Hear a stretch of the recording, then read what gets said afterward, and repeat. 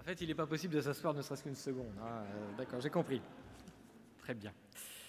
Alors, en effet, le deuxième prix appelle cette fois un homme, et vous allez voir que c'est très... sans volonté d'ailleurs de panacher, les choses se sont panachées naturellement, c'est comme ça qu'elles sont le mieux d'ailleurs.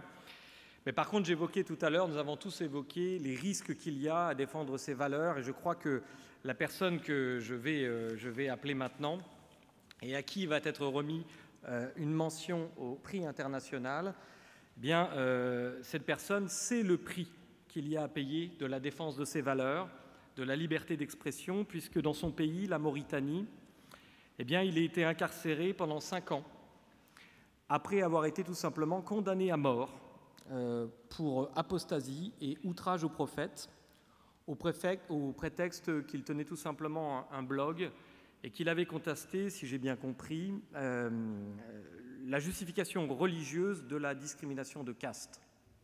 Cette simple réflexion lui a valu donc d'être condamné à mort, et il raconte, je ne veux pas parler à sa place, combien ces années de prison ont été pénibles, évidemment, car il a été incarcéré dans des conditions inhumaines, et combien chaque jour il pouvait entendre des appels à son propre meurtre.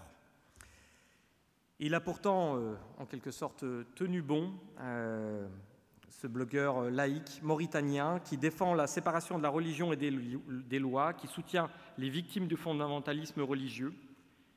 Toujours menacé, il a cependant trouvé dans notre pays, en France, et je crois qu'on peut s'en honorer, un refuge. Il est aujourd'hui réfugié politique. Je veux parler de Mohamed Mkhitaryan, que j'appelle à la tribune pour lui remettre le prix, la mention du prix international.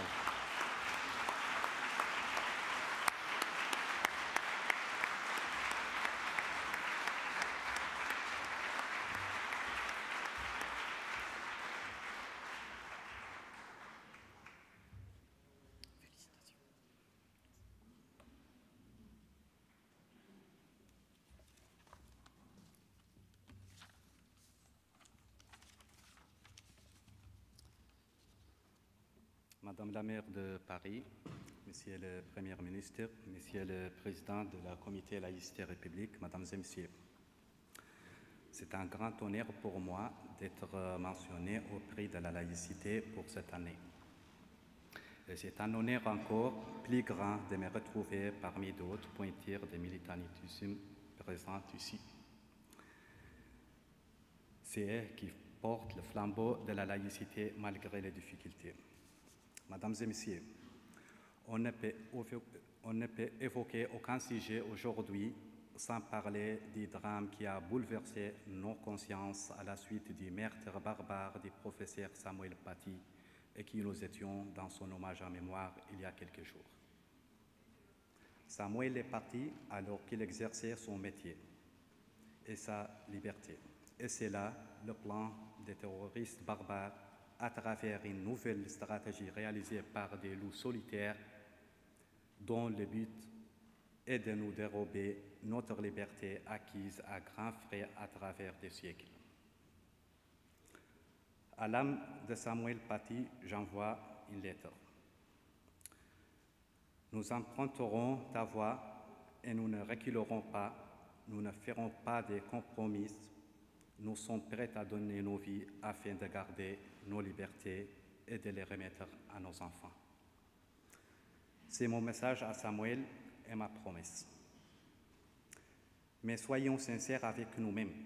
Les crimes barbares commis par les terroristes islamiques ne naissent pas à l'instant présent. Ils sont le résultat de références culturelles islamiques. Ces crimes déniés de l'humanité que commettent les terroristes pour la simple raison de la différence de croyances prouvent que le terrorisme a des références intellectuelles. Alors la lutte devra passer par la confrontation intellectuelle et sécuritaire. Cette confrontation doit cibler la source de ces idées dans les pays à majorité musulmane et les religieux radicaux qui appellent à la haine et au meurtre chaque jour. Mesdames et Messieurs, la confrontation intellectuelle exige des efforts colossaux. Notre critique de la radicalité en terre d'islam nécessite de proposer une alternative, et c'est la laïcité et ses lumières. Qu'il faut répandre un pays régi par les lois islamiques, et nous savons tous que derrière la radicalisation, Al-Qaïda, les frères musulmans, il y a des pays déniés des valeurs et des capitaux à milliards d'euros. Ces comportements sont très graves et la situation est très critique et il faut les affronter avec fermeté. Unissons nos efforts et prenons conscience de ce que subissent nos peuples comme persécutions et des crises structurelles et historiques qui nous ont conduits à l'impasse actuelle. Mesdames et Messieurs, partant de nos valeurs laïques et les principes et les objectifs du Comité Laïcité République, et parce que le discours laïque doit se répandre dans nos sociétés, pays arabes et musulmans, dans leur langue natale, et parce que le discours d'autres langues n'atteigne pas les gens simples, nous avons décidé de créer une organisation qui s'appelle Lumière sans frontières. C'est une organisation laïque qui rassemble les activistes en pays régi par les lois islamiques.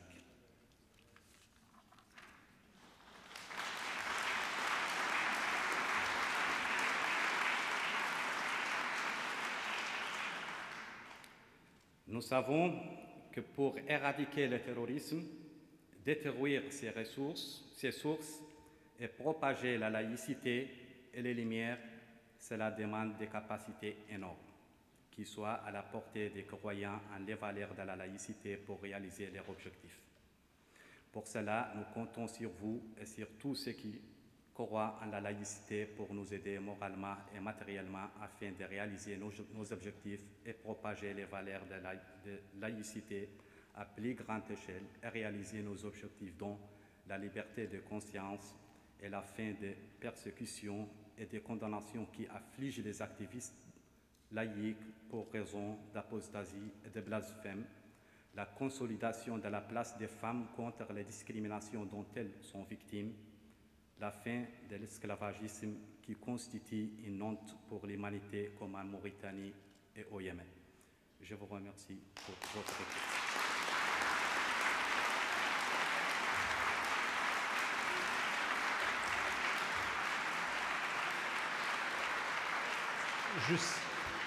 Je salue l'arrivée parmi nous de Madame la ministre Marlène Schiappa et Madame la ministre Sarah El Haïry.